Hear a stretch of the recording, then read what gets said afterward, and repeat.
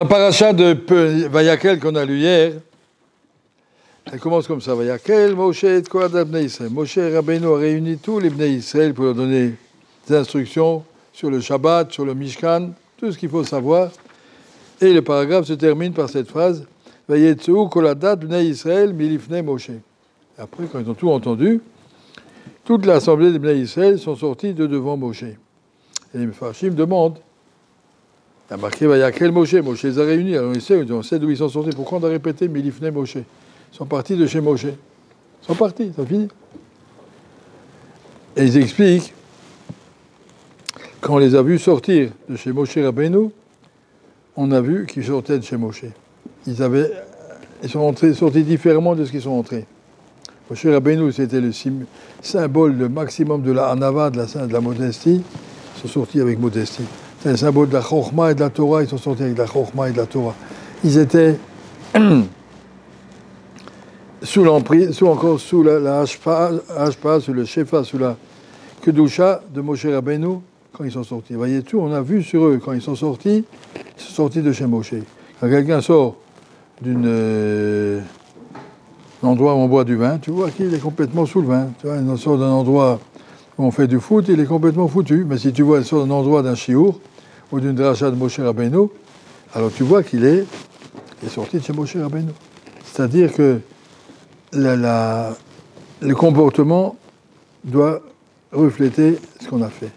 Maintenant, les Bachurim, à la fin du Zman, ils sortent de 5 mois du Yeshiva, ils vont arriver à la maison, on va vous regarder avec la loupe, pas seulement vos parents, mais vos amis, vos cousins, vos grands-mères, vos tantes et tous les copains, ils vont dire, c'est quoi, comme ça que t'es parti? On doit voir sur ton comportement, ça il explique Rabbi Lapian, on doit voir que tu sors de la Yeshiva. Voyez tout, milifnei Moshe.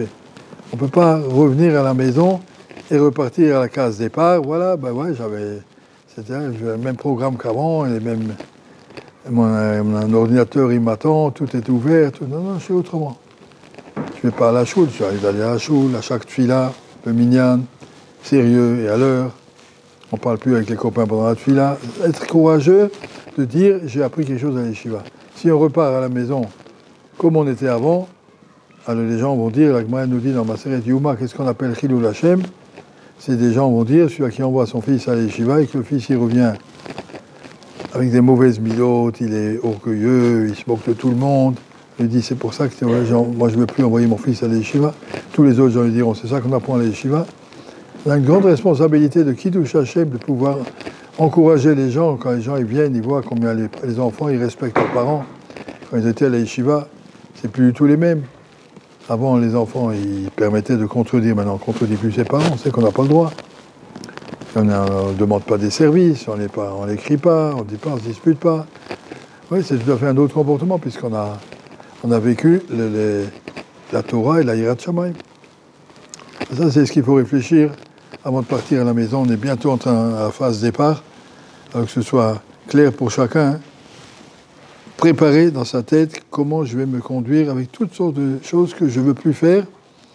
Et il faut se préparer. Si on ne se prépare pas, on va tomber dans le panneau directement. Mais si on est préparé, on réfléchit à l'avance, quels sont les problèmes que je vais rencontrer, quels sont les gens que je vais rencontrer, comment je vais m'arranger. Il y a des gens qui serraient la main avant, mais un chemin de guillage, je ne serre plus la main. C'est autrement. Excusez-moi, je ne serre pas la main.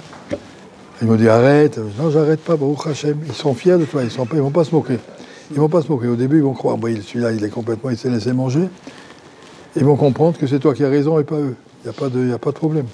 Parce qu'ils savent que, où est le Hémet, ils savent que quelqu'un qui ne triche pas, c'est une valeur. On apprend à la Yeshiva aussi que le monde, il n'est pas cartésien, c'est-à-dire pas seulement ceux que je vois et que je mesure qui existent. Il existe aussi des choses qui s'appellent la Neshama, qu'on ne la voit pas. J'ai lu hier Rav Sholem Shodron, qui était le Magui de Jérusalem, son grand-père c'était le Maharsham. C'était un des grands poskim en Pologne dans les années 1880 à peu près, jusqu'en 2000. Et il raconte, Rav Shodron dit, j'ai trouvé dans les papiers de mon grand-père, il raconte quelque chose, il dit un jour, un Shabbat, j'ai rêvé que l'un des membres de ma communauté est Mechalel Shabbat. Et je l'ai vu devant le grand tribunal céleste, et ils l'ont condamné à mort. Hayamita, Khalel Shabbat, ils vont le tuer. Ça, c'est ce qu'on m'a montré dans le rêve. Je suis effrayé, j'ai rien dit. C'est un monsieur qui était un avraire, il est Shamaïm, sérieux, Khalel Shabbat. J'ai dit, je lui dis rien, on verra. Et quand tout le monde passe après la tuila pour dire Git Shabbos, Shabbat Shalom, alors le Rav, il dit à cet avraire, assieds-toi à côté de moi, je veux te parler.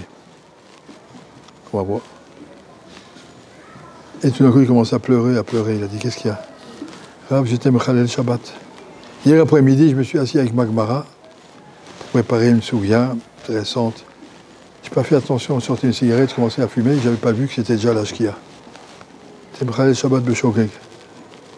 Alors Rav lui a raconté le rêve. Il a dit, dans le ciel, ça ne se passe pas comme ça. Et on va faire ensemble à la dans le Shulchan Aruch qui parle de quelqu'un qui a été Khalel Shabbat Beshogeg, comment il a une kapara. Combien de ta'anit, qu'est-ce qu'il doit faire, il visait les yeux dans le Shulchan Aruch, des simanim entiers, des sifim entiers. Et il a dit, on a fait tout ça, Baruch Hashem, il a vécu encore de longues années. Ça veut dire que ça existe, il y a des malachim qui enregistrent les mitzvot et les averot, il ne faut pas croire que c'est stam. Les choses existent. Encore une autre histoire, sans rapport, mais aussi en rapport. J'ai un ami de longue date, que j'étais le voir hier pour Nichum Avelim, il a perdu sa mère. Elle avait 100 ans à Purim. Le jour de Purim, il a eu 100 ans. Ils sont venus les voir. Un lundi aussi, tout le monde est venu avec les enfants, les petits-enfants, les petits-enfants. On me souhaitait bon anniversaire, longue vie, à donner des cadeaux à chacun, une bracha à chacun. Et mardi matin, donc ça fait 4 jours, elle se lève comme d'habitude, elle a pris son petit déjeuner. Et elle pense en, comment on appelle ça, caddie, comme ça, un truc, hadichon, je ne sais pas comment on dit en français, pour marcher jusqu'à son fauteuil. Voilà, machin truc, avec des roulettes, et aller jusqu'à son fauteuil, et elle dit à son aide-soignante, ils vont venir me chercher bientôt. Alors ils ont dit, il n'y a personne prévu, personne ne m'a dit qu'il vient te chercher. Si. Quelques minutes après, elle est décédée. Ils sont venus me chercher.